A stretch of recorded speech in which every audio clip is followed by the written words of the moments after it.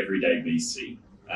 What we want to do in this podcast, the University podcast, is talk about the real in the startup space, what people don't actually talk about, which is annoying because when you hear about startups and you listen to podcasts, everybody's talking about the good things, everybody's talking about how great they are. Nobody talks about the real, what goes on in the day-to-day. So we want to restart this series, and today with me I've got someone who I love.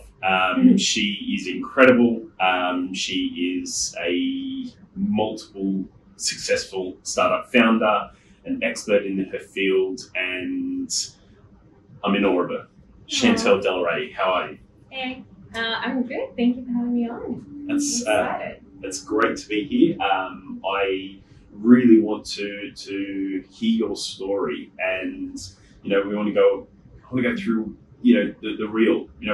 What pissed me off when people just don't talk about what really goes on, and I don't want to say the dark side of it, but the side that goes the messy side. That's perfect. Yeah. So tell me about your story. How did you get here? You've got a great background. You've lived in multiple countries. You've got a wealth of experience. How did you get here? Okay. Well, originally from South Africa. My mom's from England. So we moved over to Australia, lived in Sydney, lived in Port, Gold Coast, then moved back to South Africa, moved to Spain, worked on super yachts, which was one of the biggest eye-opening for me to understand the amount of wealth people can generate. And by far it is, everyone thinks that they watch that super yacht show and it's all happy days. Oh my God, it's the horriblest work you'll possibly ever do. You're literally cleaning up shit off a toilet. Wow. And I was like, no, this is not my lifestyle. But it was great for me to meet those type of people at that high net worth. Came back to Australia, went and did my yoga teacher training in Bali. And I was like, okay, I've got to probably pull my shit together. I'm about 23, 24 at that time. Started to help with a bank merger that was happening. So my background is UX, UI, graphic design and branding. That's what I'm quite well known for. And when I went into working with, it was RACQ Insurance, which might be known for a lot of people as RACV. They merged with a bank called QT Mutual Bank, so I was a part of that merging process. Whilst I was there, I started studying a double degree in psychology and finance. And then I discovered Bitcoin. And through that process, I realized all of the shit that I'm learning literally at university is shit. Because there's nothing that I'm learning here that's going to progress me to my next level. So with my co-founder at the time, who also was my boyfriend, also at the time, we decided that we wanted to make Bitcoin easy for everyday people to be able to purchase. Now, everybody doesn't kind of really know me within the Bitcoin space for being one of the co-founders, because I got a lot of shunning through that process, which wasn't the greatest thing, especially when I exited out of my company. Not fully exited, haven't sold my equity yet, but when I stood down. So we started to kind of form and develop Amber, and that's when I started to get out of studying and actually starting to focus on what I think is real finance. So that's when I started to deep dive into the economics of Bitcoin and understand the fundamentals of money and how Bitcoin was the savior to that, and how I wanted to make that easy with my co-founder to bring that to everyday people. So we got started. Do you want me to go fully into that story? Yeah, go into it. We want to hear all the details. Okay, all right. So we started, and it was kind of one of those things where I was working, a 5-day-a-week job for my friend, which I actually realized that I'm pretty sure I was only there because he wanted to groom me. And as soon as I started to project different ideas and things, I would be like, oh, this is how I think we can take your company to the next level. All of a sudden, I was taking over this company and I'm like, whoa, you've hired me to do a job, let me do my job. And I'm just bringing forth ideas. So anyway, it just didn't quite end up working out. I remember quitting and looking at my co-founder and my partner at the time, and I just said, we've got to get this off the ground. Because if we don't get capital, we don't get anything. I don't have money coming in and I can't focus on this and I can't. So we've got to do one or the other. So within 3 weeks, we raised our first bit of capital off of the back of the idea of what Amber was, just a concept. But during that onboarding process and figuring out the legals, I was given a very small portion of the company, and the way that I was sold to that was, oh, but you're just the designer. Oh, but you're just this. Oh, but you're just that. oh, but don't worry, like we're also a couple, so you're also going to get, you know, a split in the equity share of what I have too. And me being naive to kind of entering in the startup tech space, I was like, oh, I know nothing. Meanwhile, what I didn't realize at the point in time is everybody in the team has got such a massive part to play, especially when you're in a startup. It doesn't matter if you're even the freaking cleaner. That cleaner is making a comfortable setting for those particular people that have to do the work. So they're building that foundation to create that healthy space for those people. So I really undervalued myself, but I was also undervalued by the people around me. Now, then it came into bringing in our 2 technical co-founders. And one of them just really, I don't know what it was, just did not like females being in the tech space. It was really, really hard and horrible. So they got a bigger portion of the company than I did, which was really hard for me to swallow because I was kind of like, well, you weren't here in the actual beginning. We've brought you in. We pitched you this idea to come into it. And I found that a little bit difficult, especially like now when I was able to be a part of, and I had to put up with all the shit. I had to put up with the yelling, the laptop drawings, the getting into the office before 6 a.m., leaving at 8 p.m., to repeat the process 6 days a week. It was just one of those things where it's like, I was putting in a lot of the effort and none of the co-founders, which I was told to be a true co-founder, you had to be the first one in the office and the last one to leave. So the issue that we face all the time, and you know, you can go to any co-working space and talk to any founder, they would all have some sort of issue with you know, co-founders. What you experienced was doing more work and not knowing, you know, not having understanding what your worth is and accepting, you know, a portion of equity that didn't reflect what you were worth, and other people who didn't have the right to dictate ended up dictating, you know, your position, your worth in the company. So these are problems that a lot of founders face, and nobody talks about it. Yeah, well, I think as well, it's when you're entering even into the tech space, you've got like your business-minded person, which the original co-founder with me, who was my partner at the time, is by far one of the most biggest geniuses I know. Like, he's actually very, very intelligent. However, he's not a technical person. He doesn't do deep dive coding and things like that. So when we brought in the CTO as a co-founder, both of us didn't have an understanding as to what he had to do or what should be his KPIs or what should be XYZ. So we've then brought him into the space, and I don't know, you know, as women, we kind of have that intuitive feeling. I was like, something feels off, like something does not feel off. But everyone told me I was being jealous. Everyone told me I was like, you don't know what you're talking about. But, you know, we'd go into a boardroom meeting, and I remember this one particular day where we walked into the boardroom. It was the first time me being able to showcase because I was the product owner, the events coordinator, marketing, and UX UI branding. So it's like, I did so much. You did everything. I remember walking in. It was my first time being able to showcase to like our original co-founder, investors and advisors. And I was so excited. And as I walked in, one of the co-founders, the technical guy, goes, I couldn't even trust the female doing my taxes. And I was like, that's a bit of a hit to the guts. You know, I'm the only female in the room of all men. None of the other men, all of my investors backed me. You know, 110%, they believed in me and who I was. But to have somebody who's meant to be your direct business partner undermining you, and not only in front of your investors, but in front of the rest of the team, gives them a precedent of how they can treat you.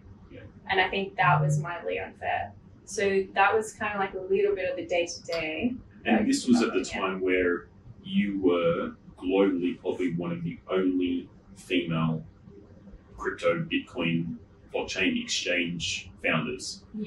So women in blockchain, women in startups were a rare thing. And you were part of a very, very, very minute community. So having to face those challenges in a boardroom setting with investors and stakeholders, and being the only female, and it would have seemed like that they were ganging up on you. It did feel like that. It did. The good thing was some people did actually stand up to the guy and say to him, like, you know, that was a bit unfair.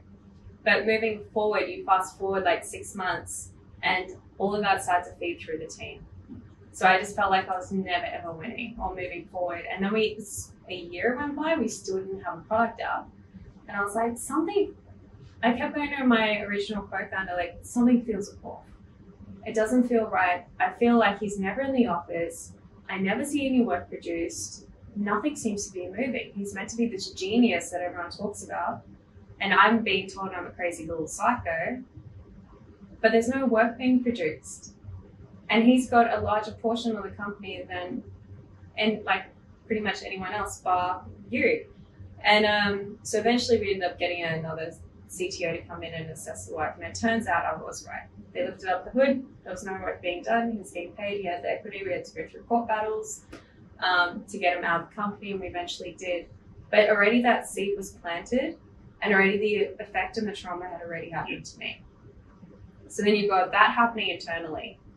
So eventually I was known as now the bullshit detector in the company, which is great because when it came to investors and things, I could be like, or hiring investors, I'm like, something's not right. But it took a few people to go through for me to fully get to that status of being a bullshit detector within that. Because I remember we did also go through another hire, which was a female, and I was so excited. But again, I was like, something doesn't feel off. Yeah. And again, the same process. You're being jealous. You're being this. No, I'm looking at literally from a strategic business angle. What is the output to what I'm putting in, which is output being the work she's producing, input being the money I'm paying her. Yes, I want the flexibility. Yes, I want the healthy lifestyle for everyone. But if it's causing an uneasy environment for the team, that's where I come in and I step in. And if work's not being produced to what the expectations are, something's not right. We need to reevaluate. We need to readjust. And eventually, again, it came around and they realized, like, okay, she knows what she's talking about. So from then on, we really my co-founders took into the consideration that I could be that stopping point. But then you go into, events. Most of the people that would come in, even the event that we met at, most of the people would come up to the booth and they would just be like, oh my God, there's a chick. I'm going to go just tune her up and I'm going to pretend I'm an investor. I'm going to waste her time. I'm going to do this. And it was the most annoying process ever. So tell me about what you went through, in investor meetings, because this is a common thing that I hear about, but nobody talks about it. Nobody actually talks about it in public, where there's a lot of time wasters and they use the ruse. I'm going to invest into you as a way to try and date you or get to know you. I think the best one yet was during COVID. I was living in Tasmania to escape all the bullshit. Now this is when I've stepped down out of my company, stepped away from it, and then I'm looking at different opportunities, playing around with different ideas. And one of the things he goes to me was, I'm going to book your flights to come over to the States. We've got a contract already in place. I want you to come experience how we do our work over here, and then you can fly back, but you can stay over here, and then we can build your idea from there. I'm going to back you each and every way. And I was like, great. And then he calls me the following week, you've got 3 days to decide, and I'm booking your flight. The thing was like, the Monday he called me and he goes, you'll need to be on a flight on that Saturday. And I was like, well, I need to get my affairs in order here. I've got 2 dogs. I've got like my partner. I've got a lot of things to reconsider. Like I'm not in my early 20s. I can't just drop everything and leave like what I used to be able to do. I have responsibility. And he's like, okay, well, do you want this opportunity or not? I'm like, obviously I want this opportunity, but I haven't seen any paperwork sent to me. I haven't seen any contracts. You can't expect me to just jump on a plane and fly over and then be there at your beck and call. And then you go, actually, no, you're not who I thought you were. Because then you've just wasted my time and I've wasted your time. So he's like, okay. Told me he's going to be sending me through the paperwork. And he goes, but there's one consideration one thing that you need to do as soon as you get off the plane is I have to take you out for dinner. And I was like, you know what? Not worth my time. And it was, this full-on lead up. It was about a month of talking, going through the whole process that you'd normally do with VCs or even when you're going through a hiring process. And I was like, okay, you just literally wanted me to come over to be a hussy fool. Yeah. That's it. Yeah. That is it. It's frustrating that these things still happen. Yeah.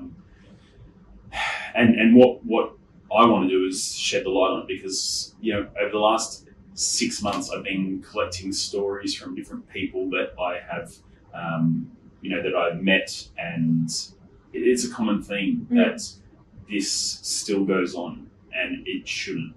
You know, it should be about the company, the talent, the future. You know, building something great, not trying to get into someone's pants, and that's the annoying thing. And there's multiple stories, but it's all the one common theme that, you know, there's this deceit that we're trying to uncover. And if the more people we get, you know, more people talking about it, the more people, you know, exposing it. And it's not just sex, but there's other ways, because you've had another situation where you built a business for the property company. And talk about that. Oh, okay. So I have my own online magazine and TV show.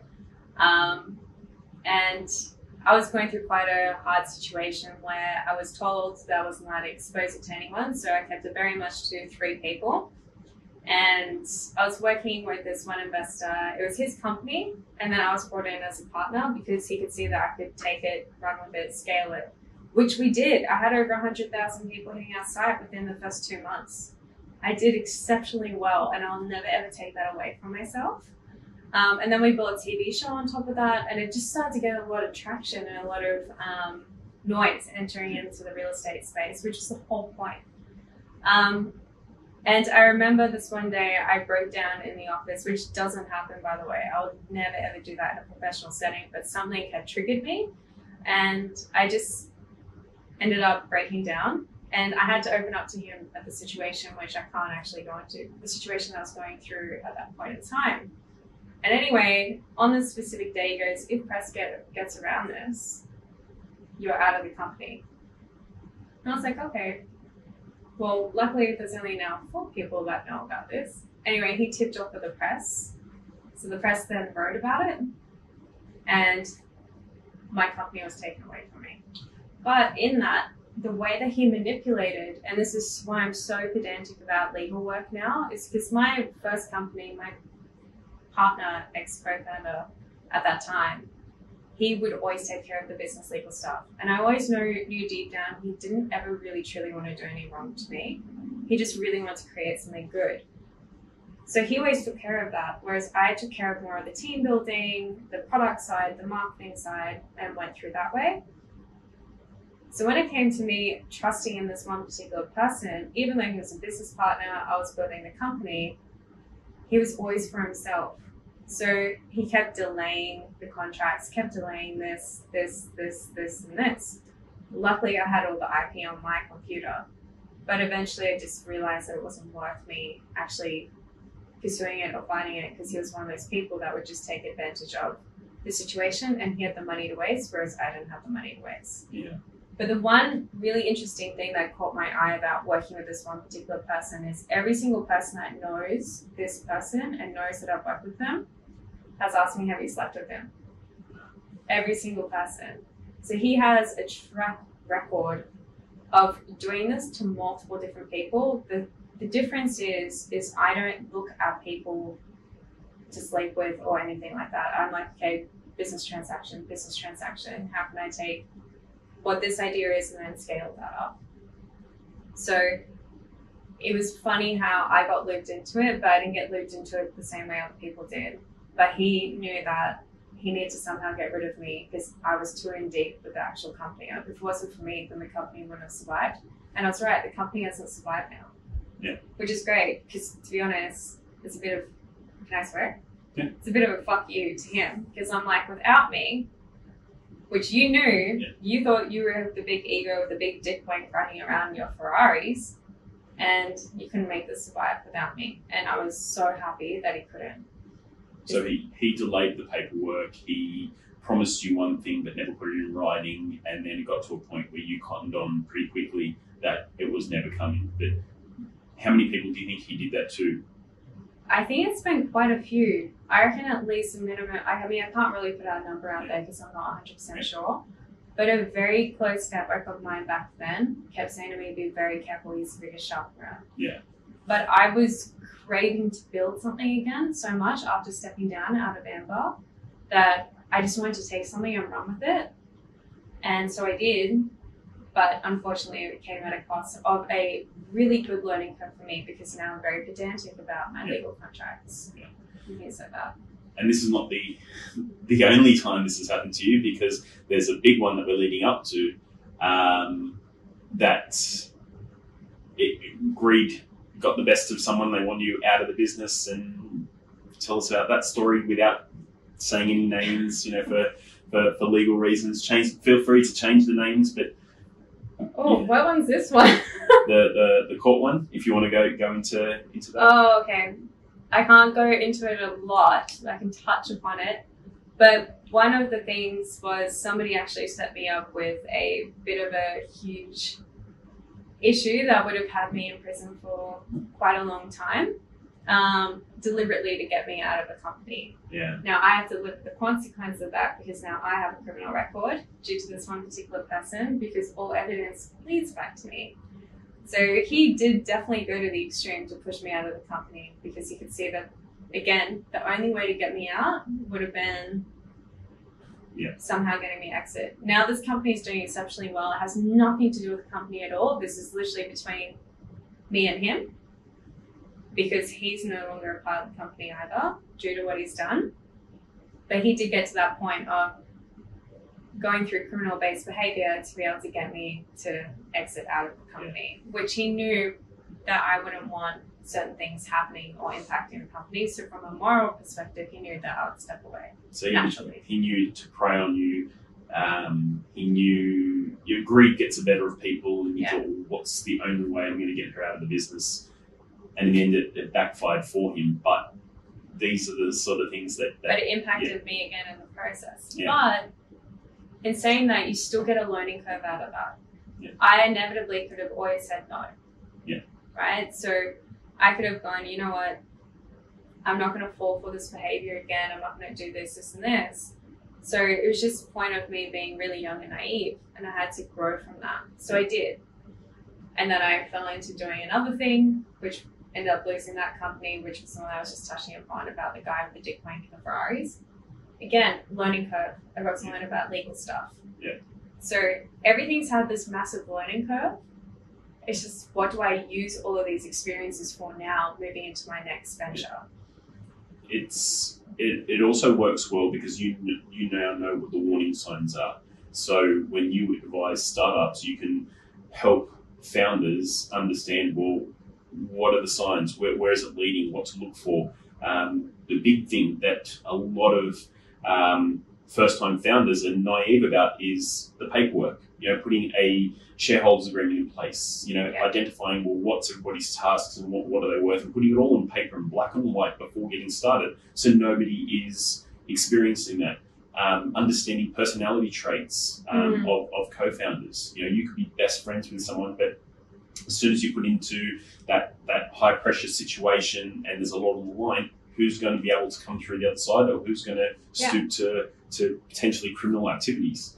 Exactly. And I think it's more about as well, you need to understand if you are going into business with a friend or a partner, don't blur those lines. And you need to maybe run like a little bit of a test case scenario to see how you guys can work together. Because if you constantly keep blurring those lines, if you can't separate work from home environment, and that was one of the biggest things that we did within one of my co-founders, the one that I was the partner with, we couldn't untangle those blurred lines. Like, we became a full-on business relationship. It was never an intimate relationship anymore because we couldn't separate, because our lives became this. Yeah. And that's what we were dedicated for. Now, this might be a bit too far, but how do you separate your relationship if you are going to business with your boyfriend, girlfriend, wife, husband? How do you separate that, and how do you make sure that, you would probably be an expert on this, and how do you make sure that your relationship doesn't suffer at the sake of the startup? So the annoying part was when I was touching on earlier about one of my co-founders saying you need to be in before 6 a.m. or the first one in and the last one to leave. Yeah. So that was the person that I was in a relationship with. The sad thing was we both lived in the office. We didn't leave the office Monday through to Saturday, and then half the Sunday. And then the other half of the Sunday is cleaning the house, getting everything prepped, or going to the gym, whatever it might be. So what I came to quickly learn was if you have two people that are so obsessed with something, it's never going to work in terms of a home environment. You may as well just, to be honest, call it quits and just be business partners and probably remain single, really, because for the next couple of years, if you ever do it the same way we did it, was your life literally becomes your company. Yeah. You literally embody it. It becomes your baby. But if you want to actually go about it the healthy way, which is where I started to pivot my thinking process about work and how I would handle it, is I'm not really about going to call out Gary Vee. I'm not really a part of the whole Gary Vee environment, which is what I did because it became very detrimental to my health. Like being at that optimum level is actually not needed for a company to survive. You don't need to be working at that optimum level every day because A, your creativity goes down. You just start to feel like shit and you actually start to lose a lot of the people around you because you start projecting and taking on board all of the stresses and then putting that on everyone else around you. So the way that you start to kind of, I guess, mitigate all of that stuff coming up is, okay, I'm going in the office between these are my working days. Yes, okay, you may work longer days and stuff like that for the first couple of months, but always taking off that Saturday and Sunday, giving yourself that time to rejuvenate and relax. When you're with your partner, be fucking present. Don't have your phone near you. Because you know what, if an investor's calling you, if he really wants to invest in your company, you can call him back later. You can call him back the next day, unless you're that desperate for it, which to be honest, I don't think anyone's ever that desperate where they need to consistently be on their phone. Yeah. So you have to determine what is important to you. If your company is more important than relationships, probably don't have a relationship at that time and make your life that business. But if you're wanting that relationship to survive, you need to make time for it. Yeah. And we've also spoken about this before and we've brainstormed dating apps for founders because being a founder and having a relationship often is just like oil and water. It doesn't go together. You really have to have a supportive partner who understands what the mindset is and can pull you away from your everyday focus. And as soon as you walk through the front door, it should be church and state separated. Yeah. And having a supportive partner, even if they're in the business with you, understanding that as soon as that front door closes and you're in your bubble, that everything else doesn't matter. And it's a way to recharge because so many founders, especially first-time founders who've never been through it before, don't really understand what mental toll a startup takes from you. It drains you, and it is so tiring. Yeah. Like I nearly ended up in hospital from chronic fatigue, adrenal fatigue. And then I realized, like, is this really worth my health? Like, I actually don't remember parts of my mid-20s. I'm pretty sure there's like a big year where I don't miss. I actually still keep thinking I'm 28 years old. Like, no, I'm older than that. I'm older than 28. Yeah. So it does take that mental capacity where you need to be able to have that switch off process. Yeah. It also comes and what I found is with my first startup, you can't bootstrap and start a family at the same time. Yeah. So if you've got to understand what your priorities are and what you want from life. If the startup is what you want, then you may have to put starting family on the back burner for a few years. If a family is your first priority, then put the startup on the back burner. Or just start it slowly. Yeah, start it slowly. There's no rush. Yeah. But yeah, it was one of the hard ones. Wanting to start a family had to be. You have to decide whether it's your priority or not. And that comes down to it because a lot of times, while it may be sexy and fun, and people want to think they're the next Mark Zuckerberg, they don't understand what pressures that has on it.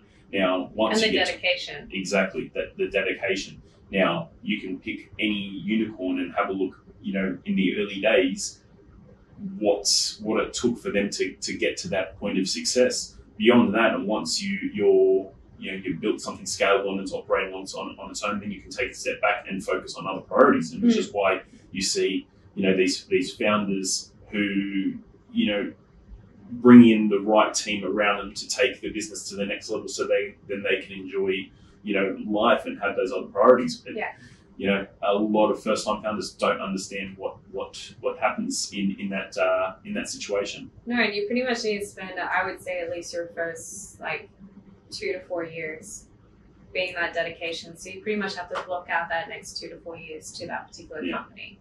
So if you are wanting to start kids and things like that, okay, maybe let me just focus this next 2 years on building that team, because a lot of founders, as you would know, have very bad, I can't even hear the words, but being able to delegate is not in our vocabulary. Yeah. It doesn't happen, and it's like, no, don't worry, I'll do it because I can do it better.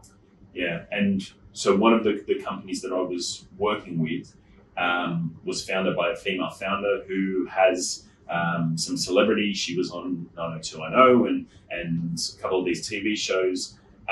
She was doing investor meetings via Zoom the day after giving birth with her second child. And while investors thought that was dedication and thought that was a novelty, it's really not, because that is an important time for the mother to bond. And for her, she saw her startup as her third child. And while it's great and admirable, you have to sort of say, well, where's the line? Now she's gone on to raise capital, and there's had some success with it, but these are the realities of the startup life that people don't talk about. People don't talk about the messy side of it, as we said, or the side that gets swept under the rug. Yeah. And what I want to do through this series is sort of uncover that, what goes through it,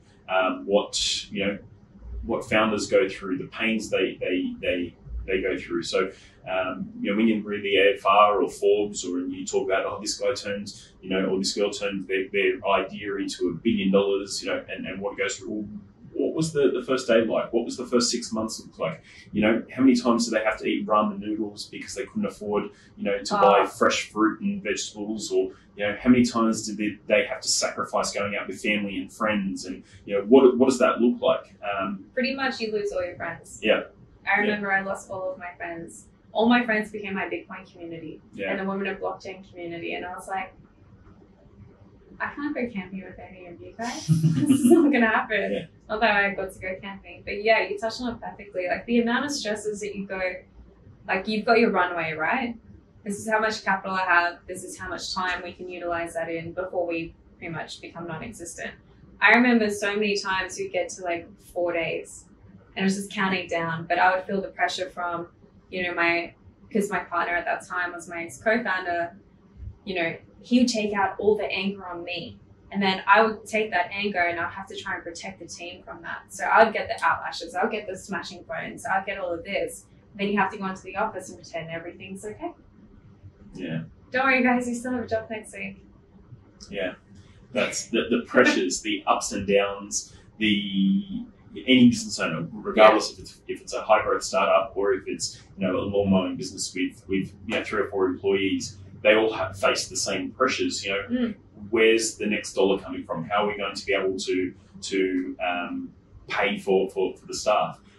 What nobody talks about is that if you are a business owner or a founder, the banks are going to favor your employees over you every single time. So if you're trying to buy a house, it just doesn't happen.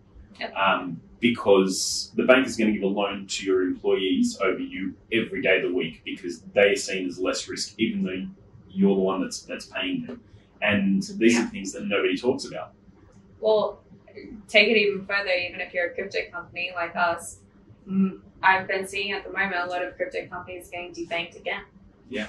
So even take it a step further, you can be a business partner and find it hard to get banking and things like that in terms of trying to get loans. Going into the new digital age of crypto, that can be even more impactful, because not only can you have risk of you spreading your liability and things like that through different investments, But then you're also at risk that you're about to lose your company because you could get debanked tomorrow. Yeah. And that's one of the biggest banks which supported crypto companies is debanking people left, right, and center. I keep hearing every day I go into the office, this person just got debanked. This person just got debanked. Thank God my company isn't with them anymore. Yeah. So, so you've got multiple stresses that consistently come to you with different industries, but specifically in the crypto industry, you've got the regulations, you've got so much more because it's such a new space. Yeah. All right, we're going to leave it at that, but I thoroughly enjoyed this. It's always a pleasure, chatting to you and having you here. And I want to make more of these videos. I want to do more of these interviews because this is what people need to hear. And your story is one that people need to hear. But thank you very much for being here, and good luck. Thank you. Thanks, guys. Bye. Thanks.